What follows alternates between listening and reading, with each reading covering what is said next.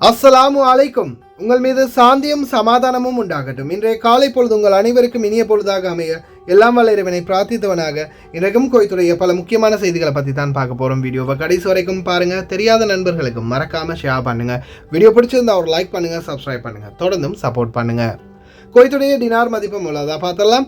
இலங்கைக்கான ரூபாயில் ஒரு தினாரின் மதிப்பு 984 ரூபாய் 49 உள்ளது. இந்தியாவின் ரூபாயில் ஒரு தினாரின் மதிப்பு 274 ரூபாய் 49 உள்ளது. இது அல்முல்லா எக்ஸ்சேஞ்சினுடைய அப்ளிகேஷன் ஆன்லைன் ரேட் ஆகும். கூகுள் ரேட்டை பார்த்தரலாம். இலங்கைக்கு 983 ரூபாய் 58, இந்தியாவுக்கு 274 ரூபாய் 90 உள்ளது. கூகுள் ரேட்டையும் விட அதிகமான ரேட் தான் பல எக்ஸ்சேஞ்சுகளில் கொடுக்குறாங்க. அதே போல் ஏஆர்ஒய் எக்ஸ்சேஞ்ச் தற்போதும் நல்ல ரேட் தான் வழங்குறாங்க. ஒரு தினார்லேருந்து 150 தினாருக்கு உட்பட்ட ரேட் 993 ரூபாயிலேருந்து 990 ரூபாய் வரைக்கும் வழங்குறாங்க. அதே போல் 150 தினாருக்கு மேற்பட்ட எந்த ஒரு பண பரிவர்த்தனைக்கும் 983 தினார்லேருந்து 985 தினார் வரைக்கும் வழங்குறாங்க. அது இலங்கைக்கு. இந்தியாவை பொறுத்தவரையில் 60 தினாருக்கு உட்பட்ட டிரான்சாக்ஷன் இப்போ வரைக்கும் 275 ரூபாய் 50 வழங்குறாங்க. ஆனால் 60 தினாருக்கு மேற்பட்ட எந்த ஒரு பரிவர்த்தனைக்கும் 274 ரூபாய் 60 வழங்குறாங்க. இது ஏஆர்ஒய் எக்ஸ்சேஞ்ச். அதே போல் குவைத்துடைய பல எக்ஸ்சேஞ்சுகள்லையுமே அக்கௌண்ட் நம்பரை மறைச்சிடுறாங்க. இதை பற்றியும் உங்களுக்கு தொடர்ந்துமே தெரிய தருது. நீங்கள் ஏதாவது ஒரு புதிய எக்ஸ்சேஞ்சுக்கு பழைய பற்றுச்சீட்டோட போகிறீங்களா இருந்தால் நிச்சயமாக அதில் அக்கௌண்ட் நம்பர் இருக்கா அப்படின்றத செக் பண்ணி பாருங்கள். அப்படி இல்லாத பட்சத்தில் எழுதிட்டு போனாலும் பிழையில்லாத அக்கௌண்ட் நம்பரை எழுதிட்டு போங்க. ஏதாவது ஒரு நம்பர் பிழைச்சாலும் கூட உங்களுடைய பணம் நாட்டுக்கு போய் சேராது. அந்த பணத்தை திரும்ப பெறணுமா இருந்தாலும் ரொம்ப நாட்களாகும். மறுபடியும் கட்டணம் செலுத்த வரும்.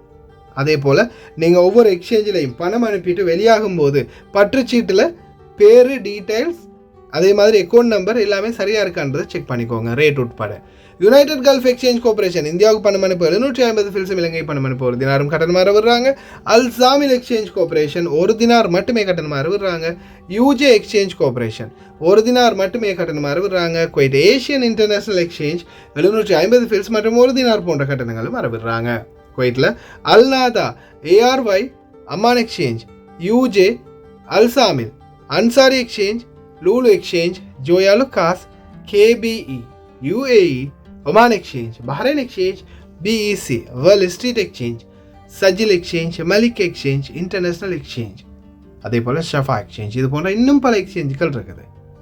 குறிப்பாக ஏஆர்ஒயில் 900 ஃபில்ஸ் வரைக்கும் கட்டணமாக அறவிடுறாங்க. இன்னும் சில எக்ஸ்சேஞ்சுகளில் ஒரு தினார் வரைக்கும் கட்டணமாக அறவிடுறாங்க. ஆனாலும் ஒரு சிலர் சொல்லக்கூடிய பிரச்சனை என்னென்னா, இன்றைக்கி முன்வைக்கக்கூடிய பிரச்சனை, நம்ம ஏரியாவில் அந்த மாதிரி எதுவுமே இல்லையே, 1.25 தினார் தான் கட்டணம் விடுறாங்க, ரேட்டு நீங்கள் சொன்னதை விட ரொம்ப அடிமட்டத்தில் இருக்குது அப்படின்னு பார்த்தா அவங்கள்ட்ட மேலதிகம் விசாரிக்கும் போது தான் தெரியுது. குவைத்தி குடியிருப்பு பகுதிகள், குவைத்தி வீடுகள் இருக்கக்கூடிய பகுதிகளில் பார்த்திங்கன்னா இதை மாதிரி தான் ரேட் இருக்குது. இது சாதாரணமாக வெளிநாட்டவர்கள் அதிகமாக இருக்கக்கூடிய பகுதிகளில் தான் இந்த ஸ்பெஷல் ஆஃபர்கள் அதிகம் கிடைக்குது. இவங்க எப்படியுமே இங்கே தானே போட்டாகணும் அப்படின்னு இந்த குடியிருப்பு பகுதிகளில் இருக்கிறவங்க தான் இந்த அநியாயம் செய்கிறது. நல்ல எக்ஸ்சேஞ்சுகளில் உங்களுடைய கஷ்டப்பட்டு உழைக்கிற சம்பள பணத்தை அனுப்புங்க. அதே மாதிரி பணிப்பெண்களுக்கும் இந்த வாய்ப்பை பெற்றுக் கொடுங்க ஓட்டுநர்களே. குவைத்துடைய தங்க விலையை பார்த்தலாம். 1 கிராம் 18 கேரட் தங்கத்தின் விலை 18 தினார் 584 ஃபில்ஸ். 1 கிராம் 21 கேரட் தங்கத்தின் விலை 21 தினார் 681 ஃபில்ஸ். 1 கிராம் 22 கேரட் தங்கத்தின் விலை 22 தினார் 721 ஃபில்ஸ். 1 கிராம் 24 கேரட் தூய தங்கத்தின் விலை 24 தினார் 778 ஃபில்ஸ். குவைத்துடைய தங்க விலையும் இந்த நாட்களில் மறுபடியும் அதிகரித்த நிலையில் தான் இருக்குது. பார்க்கலாம் இன்ஷா அல்லாஹ். எதிர்வரும் நாட்களில் மசகு எண்ணெயின் விலை அதிகரிக்கும் போது தங்க விலை கம்மியாகும் வாய்ப்பு இருக்குது. இந்த சகோதரிக்கு நடந்தது என்ன?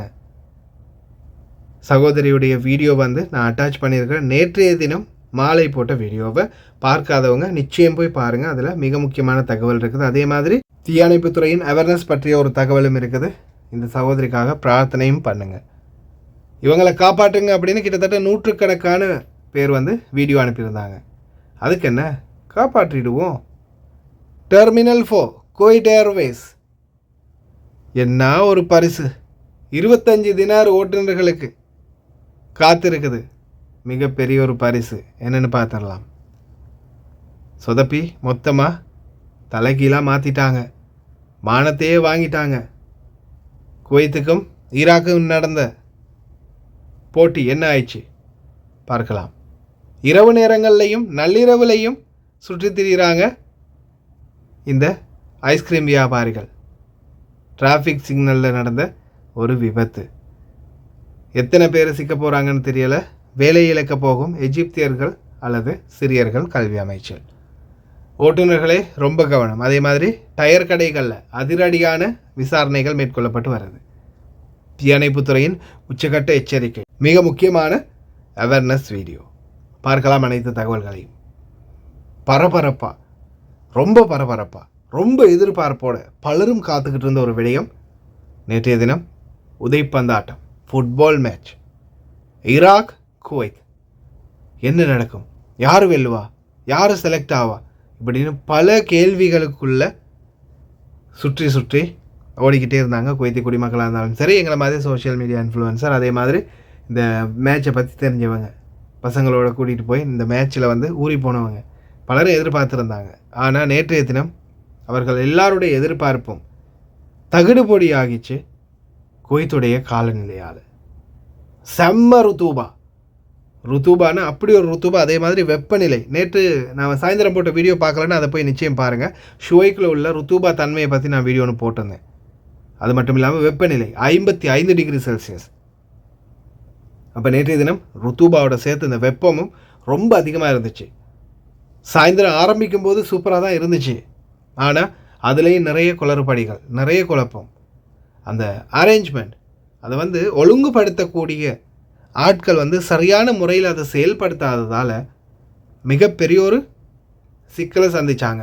அதே மாதிரி பலருமே பணம் கொடுத்து டிக்கெட் எடுத்திருக்காங்க, ஆனால் உள்ளே போகிறதுக்கு வழியில் ஃபுல்லாகவே பிளாக் பண்ணிட்டாங்க, மூடிட்டாங்க. அதே மாதிரி இன்னும் சில பேர் வந்து மதில் சுவர்களை ஏறி கம்பிகளை தாண்டி கூட உள்ளே போயிட்டாங்க. முன்னாடி அந்த ஃபஸ்ட்டுக்கு ஆரம்பித்த வீடியோ பார்த்துருப்பீங்க. அப்படியோ பிச்சு பிடுங்கிட்டு உள்ளே நுழையிறாங்க. அப்புறம் எங்கே டிக்கெட் செக் பண்ணுறது. நேற்றைய தினம் செம்ம இதாக போயிடுச்சு, சொதப்பலாக போயிடுச்சு. கடைசியில் மேட்ச் ரோவாயினது தான் மிச்சம். சில வீடியோ காட்சிகளை பாருங்கள். والله بالخير. هذا من عند استاذ جابر. حلو. احنا جايين وهذا تذاكر المباراة. انا شاري التذاكر والحين الساعة 7:57 دقيقة ولا بوابة مبطلة. التنظيم مش ولا بد. الناس قاعد تدخل من غير باركودات، من غير تذاكر، وقاعد ياخذون منا الى الاتحاد. يعني ما يصير انا قاعد ادفع تذكرة واجي حق الناس هني واخر شيء ما اقدر ادش.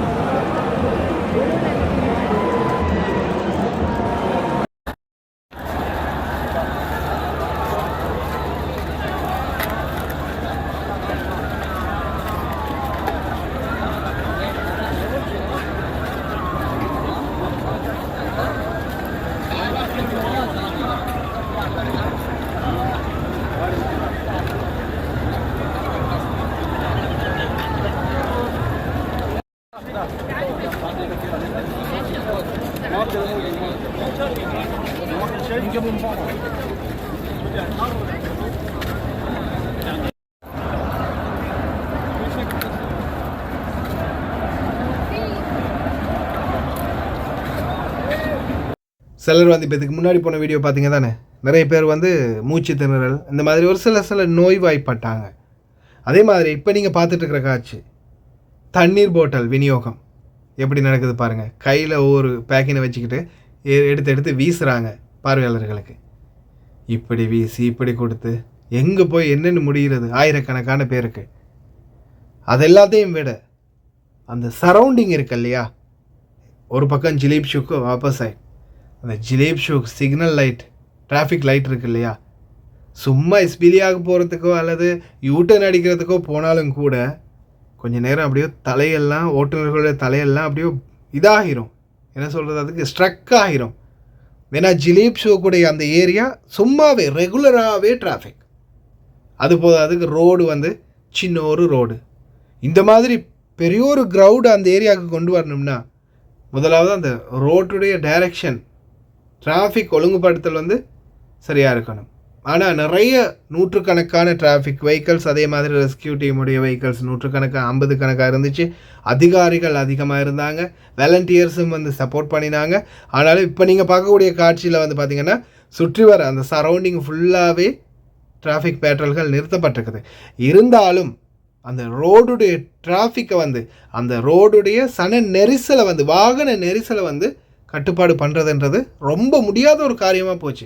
இப்போ நீங்கள் பாருங்கள், எங்கே இருக்குது ஸ்டேடியம், ஆனால் இங்கே வரைக்கும் வாகனம் நிறுத்திருக்கிறாங்க. அந்த ரோட்டு ஹைவே ஓரம் வரைக்கும் வாகனம் நிறுத்தப்பட்டிருக்குது. அந்த அளவுக்கு சரியான ஒரு ஒழுங்குபடுத்தல் இல்லாததால் ரொம்ப ஒரு அசௌகரியமாக போயிடுச்சு நேற்றைய தினம்.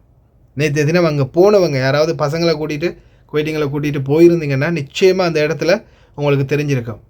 அந்த இடத்த விட்டு உள்ளே நுழையிறதுக்கும் வெளியே வாரத்துக்கும் ஒவ்வொரு ஓட்டுநரும் பட்ட கஷ்டம் இருக்கே, அனுபவிச்சு எனக்கு தான் தெரியும். வார்த்தையாலெல்லாம் சொல்ல முடியாது. கருத்துக்களை கமெண்டில் எழுதிட்டு போங்க. நூற்றுக்கணக்கான பேர் வீடியோ போட்டீங்க. காப்பாற்றுங்க காப்பாற்றுங்க காப்பாற்றுங்க காப்பாற்றுங்க. வீடியோ போட்ட சகோதரியும் காப்பாற்றுங்க காப்பாற்றுங்க, ஷேர் பண்ணுங்கள். சரிப்பா, காப்பாற்றணும் தானே, காப்பாற்றலாம். அடே தம்பி, அந்த வெத்தலையை மையம் எடுத்துகிட்டு வா. இவங்க பேர் ஊர் டீட்டெயில்ஸ் எல்லாம் தெரிஞ்சுட்டு அதுக்கப்புறமா காப்பாற்றலாம். வேறு என்ன சொல்கிறது? காப்பாற்றுங்க. ஷேர் பண்ணுங்கள். ஷேர் பண்ணால் காப்பாற்ற முடியுமா? ஏம்மா உன் பேர் ஊர், நீங்கள் ஃபோட்டோ தான் போட்டிருக்கிறீங்க, மூஞ்ச காட்டி அழகாக ஃபோட்டோ போட்டிருக்கீங்க. அப்போ ஊர் பேர் மறைக்கிறதுல எந்த அர்த்தம் இல்லை தானே. நாட்டில் ஏரியா தான் தெரியாது, வந்த ஏஜென்ட் பேர் கூட தெரியாது. சரி, அதுவும் வேணாம். உங்கள் சொந்த பேர், சொந்த ஊர், சொந்த அட்ரஸ், அப்பா அம்மா கணவனுடைய பேர், நாட்டில் வந்த ஏஜென்ட்டுடைய பேர், உங்களுடைய அந்த ஏரியா எது, இதெல்லாம் தெரிஞ்சால் தானே காப்பாற்றலாம். எதுவுமே தெரியாமல் ஷேர் பண்ணுங்கள், என்னை வீட்டில் பிடிச்சி வச்சுருக்காங்க, ஷேர் பண்ணுங்கள், என்னையை காப்பாற்றுங்க. இவங்களுக்குரிய வேலைப்பாடு வந்து முன்னெடுக்கப்படுது, அறிவிச்சிருக்குது, அனுப்பியிருக்குது. இவங்களை பற்றின டீட்டெயில்ஸ் எப்படியாவது கேதர் பண்ணி தர சொல்லி. அதே மாதிரி இன்னும் யாராவது இந்த மாதிரி ஒரு இக்கட்டான சூழ்நிலை வீடியோ போடுறீங்கன்னா தயவுசெய்து உங்கள் பேர் ஊர் இல்லை உங்களை பற்றி எப்படி டீட்டெயில்ஸ் எடுத்துக்கொள்கிறதுன்றையாவது தயவுசெய்து போடுங்க. இல்லைன்னா ஷேர் பண்ணுறவங்க ஷேர் பண்ணிகிட்டே தான் இருப்பாங்க, காப்பாற்றப்பட மாட்டீங்க. அதை ஞாபகத்தில் வச்சுக்கோங்க. நேற்று தினம் இந்த தப்மெயிலில் நான் வீடியோ போட்டேன் சாயந்தரம். இந்த பரமேஸ்வரி சகோதரிக்கு நடந்த சம்பவம், அவங்கள பற்றின ஃபுல் டீட்டெயில்ஸ் வந்து உள்ளே அப்டேட் பண்ணியிருக்கிறேன். பார்க்கலன்னா போய் அதையும் பாருங்கள். அவங்களுக்காக பிரார்த்தனை பண்ணுங்கள். மூளைச்சாவடைஞ்ச நிலையில் இருக்கிறாங்க. வீட்டில் ஃப்ரிட்ஜு எரிஞ்ச போது அந்த தீயை அணைக்க முயற்சி பண்ணினத்தில் கடைசியில் அந்த புகை டாக்ஸின் வந்து மூக்குக்குள்ளே ஏறி சோயினை முட்டிருக்கிறாங்க. டாக்டர் ஒரு நாள் தான் நேரம் கொடுத்துருக்குறாங்க. இன்ஷா அல்லாஹ், அல்லாஹ் போதுமானவன். மேலதிக தகவல்கள் நேற்று சாயந்தரம் போட்ட வீடியோவில் இருக்குது, மறக்காமல் செக் பண்ணி பாருங்கள். அதே போல் தீ விபத்து நடந்தால் என்ன செய்யணும்?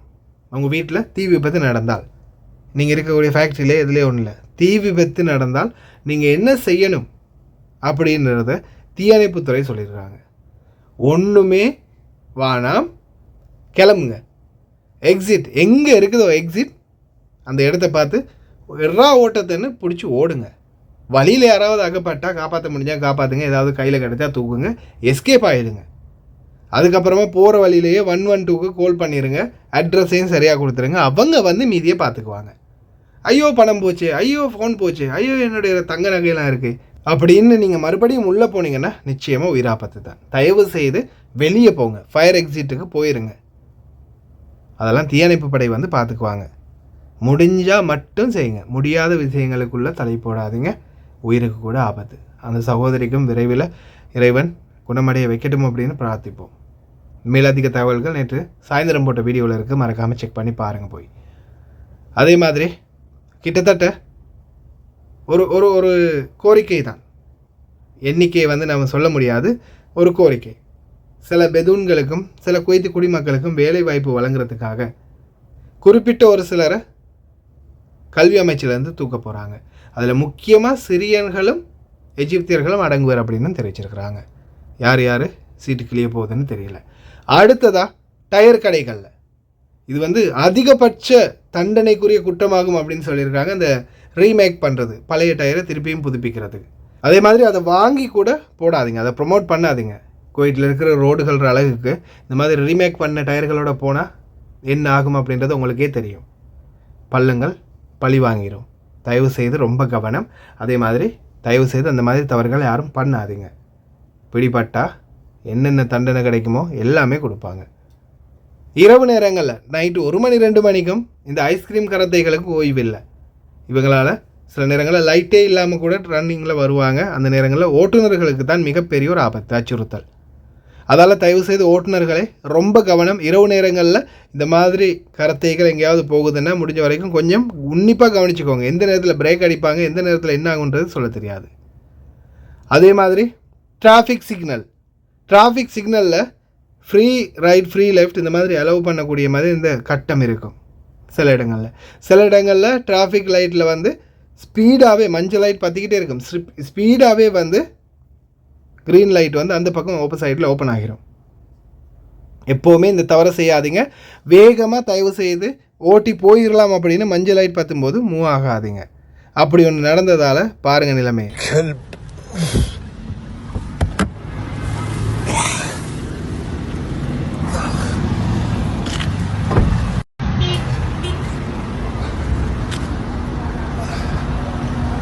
هاي في الحمراء الكب.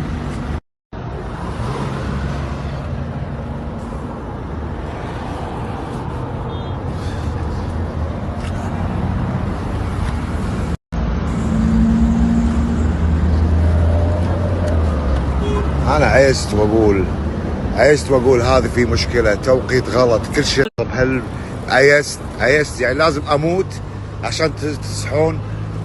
قايل لكم هذا كله توقيت غلط، كل الاشارات التوقية توقيت غلط، ما حد فاهم الثاني هني، كل المكسره هناك الصبات والصبه اللي هني ولا شيء. شنو يروحون لك؟ والله ما اخذت بالي من السياره. شنو ما اخذت بالك؟ والله اشاره حمراء شلون طايف؟ معي حاله وفاه، والله ما اخذت بالي. حاله وفاه؟ انا معي حاله زق بعد. انت زرك شنو ظروفي انا؟ لكن والله العظيم ما اخذت بالي. شنو ما اخذت بالك؟ اشاره حمراء واضحه. نروح بينا المستشفى اي شيء. ما ابي انا حياتي اهم من السياره. حياتك عندي تهمني قبل اي حاجه. يقول يرحلوني. رحلوك عند يدي. طايف الحمراء انت المفروض اعدام. انا ما اخذت بالي. اعدام انت مو ترحيل، اعدام. انا عندي رجل، عندي مسؤوليه، عندي اهل، عندي عيال، عندي بلاوي. بغيت تضيعني من شي سهل. انا طال جامع صار فيها هني. وهذا رقم سيارته داخليه، هذا رقم سيارته. انا بغيت اموت اليوم. ليش اموت؟ عشان واحد مستهتر يقول عندي حاله وفاه، يقول بروح عندي حاله وفاه مستعجل. انا اموت؟ شنو عقوبه 300 دينار؟ هذا اعدام وكبس سياره بعد. கடைசியில் ஆரம்பத்தில் திட்டினார் பாருங்க, கெல்ப் இந்த மாதிரி திட்டுவாங்கன்னு. அடுத்து பாருங்கள், அந்த பழைய வண்டிகளால் தான் பிரச்சனை அப்படின்னு கடைசியில் பழைய வண்டிக்காரங்களுடைய தலையிலே மண்ணை போட்டார். ரொம்ப கவனம். 25 கேடி கிஃப்ட் தராங்களாம்ப்பா. டெர்மினல் 4 குவைட் ஏர்வேஸில் சரி இல்லைன்னா டெய்பேச்சரில் ஹரி போய் வண்டியை சைட் ஓரமாக நிறுத்திக்கிட்டு நின்னீங்கன்னா, என்னடா தடுமாறுது வாய், 4 மணி ஆயிடுச்சுப்பா, அதுதான் கணக்கெடுக்காதீங்க. குவைட் ஏர்வேஸில் நீங்கள் வந்து எரார்வேல் இருக்குத்தானே, இல்லைன்னா டீபேச்சர், இந்த இடத்துல வந்து நீங்கள் பார்க்கிங் இல்லாமல் அந்த சைட்டில் போயிட்டு வண்டியை நிறுத்தி நீங்கள் டபுள் ப்ளஷர் போட்டாலும் சரிதான், உள்ளே இருந்தாலும் சரிதான், ஃபைன் தான் 25 දිනාර. එයාපොට් එකේ D4 එකේ මේ එරයිවර් වල ඉස්සරහා පාකින් එකේ නවත්තගෙන ඉඳලා මේ ආයි ලයිසන් එක අරගෙන ලියුවා කියන්නකෝ. දිනාර 25ක් එතනට පාකින් එකේ හිටියා කියලා. ඒ කියන්නේ එතන නතර කරන් හිටියා කියලා. மாமா உள்ளே போனாங்க. மாமா வர்றதுக்கு கொஞ்சம் தாமதமாயிட்டு. ஆனால் நான் வந்து மாமா கால் பண்ணதால தான் வந்தேன். மாமா நான் வந்துட்டேன், வாங்க மாமா அப்படின்னு சொல்ல, கொஞ்சம் இரு அப்படின்னு சொன்னாங்க. நினைக்க வரேன் அப்படின்ற மாதிரி, கொஞ்சம் இரு வரேன் அப்படின்னு மாமா சொல்லிக்கிட்டே இருந்தாங்க. இவரும் டபுள் ப்ரெஷர் போட்டு இந்தா வருவா மாமான்னு பார்த்துக்கிட்டே நின்னா, பின்னால் வந்து ஜன்னலை தட்டியிருக்கிறாங்க. யார் பார்த்துன்னு திரும்பி பார்த்தா டிராஃபிக் அதிகாரி. தம்பி லைசனை கொடு அப்படின்னு வாங்கி அந்த செகண்ட்லேயே எழுதி கொடுத்துட்டு, சரி இப்போ நெல் அப்படின்ட்டு போயிட்டாங்க. அதுக்கப்புறமா தலைவருக்கு நோட்டிஃபிகேஷன் வருது. என்னென்னு பார்த்தா 25 දිනාර முக்காலஃபா. நல்லா ஞாபகம் வச்சுக்கோங்க. ஹைவே ஓரங்களில் நிப்பாட்டி இருந்தாலோ ஹாஸ்பிட்டல்களில் நிப்பாட்டி இருந்தாலோ 15 தினார். சும்மா சாதாரணமாக வேறு ஏதாவது யாருக்கும் டிஸ்டர்பன்ஸ் இல்லாத பார்க்கிங் ஆனாலும் அது பார்க்கிங்கில் போட முடியாது அப்படின்னா 5 தினார். ஏர்போர்ட் லைனில் நீங்கள் இனிமேல் வண்டி நிறுத்தினீங்கன்னா 25 தினார்.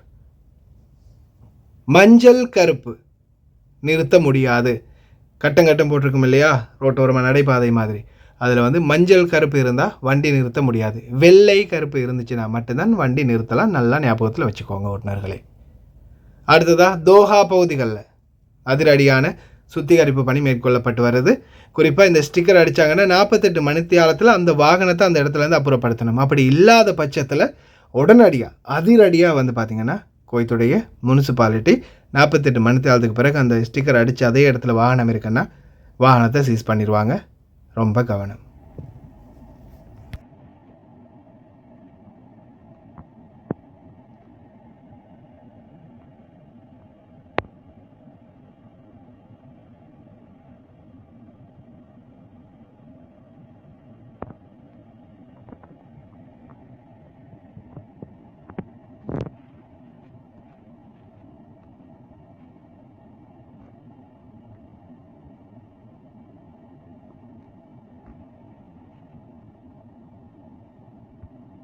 நம்ம நாட்டிலேயே அந்த லைட்டு போட்டுறது, ஹார்ன் அடிக்கிறது, சில ஸ்டிக்கர் ஒட்டுறதெல்லாம் இப்போ அலோவ் பண்ணுறது இல்லை.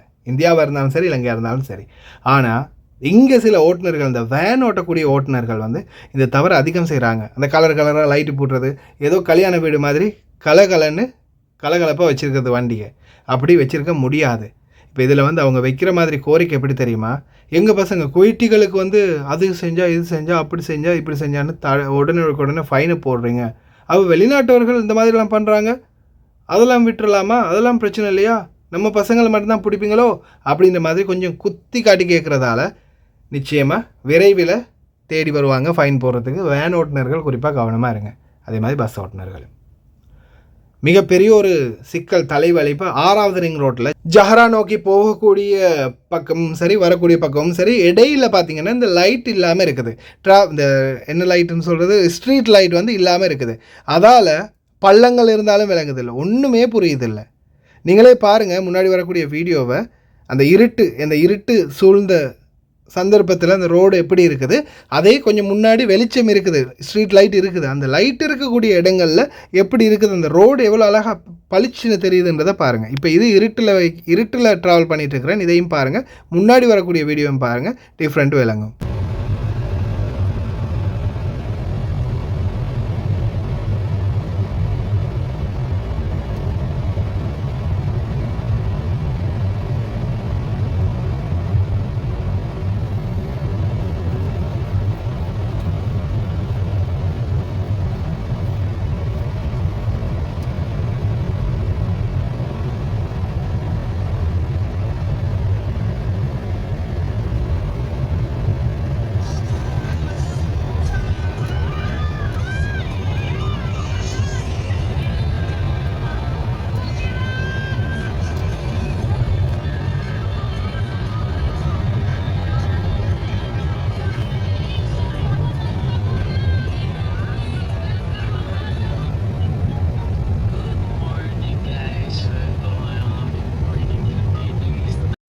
மின்சார அமைச்சகத்துக்கும் அந்த வீடியோ அனுப்பியாச்சு. ஆனாலும் இது வந்து பார்த்திங்கன்னா நம்மளுடைய ஓட்டுநர்களுக்கு அவேர்னஸ் பண்ணணும். என்ன பிரச்சனைனா, இப்போ நம்மளுக்கு சாதாரணமாக ஒரு ஸ்ட்ரீட் லைட் இருக்கும்போது முன்னாடி கொஞ்சம் தூரத்தில் பள்ளம் இருந்தாலும் தெரியும். ஆனால் இப்போ இந்த மாதிரி இருள் சூழ்ந்த பகுதிகளில் பள்ளம் வந்து நம்மளுக்கு தெரியாது. அதே மாதிரி ஹெட்லைட் அடிக்கவும் முடியாது. ஹெட்லைட்டை போட்டுக்கிட்டே போனால் முன்னாடி போகிற வண்டிக்காரங்க எல்லாருமே நிறுத்தி நம்மளை வச்சு மொங்குன்னு மொங்கி எடுத்துருவாங்க. அதனால் ஹெட்லைட்டும் அடிக்கடி பாவிக்க முடியாது. அப்போ என்ன பண்ணணும், வேகத்தை கம்மி பண்ணணும். அதே மாதிரி ரோட்டில் எப்போயுமே சென்டரில் ட்ராவல் பண்ணணும். ஸ்ட்ரீட் லைட் இல்லாத ஏரியாக்களில் ரொம்ப கவனம். வேகத்தை முடிஞ்ச வரைக்கும் கம்மி பண்ணிக்கோங்க. ஏன்னா அந்த டைமில் வண்டி ஒரு பள்ளத்தில் விழுந்தாலும் வேகம் கம்மியாகிற பட்சத்தில் கொஞ்சம் லைட்டாக உளுந்து எழும்பும்போது பெரிய அளவான விபத்துகள் எதுவும் ஏற்படாது.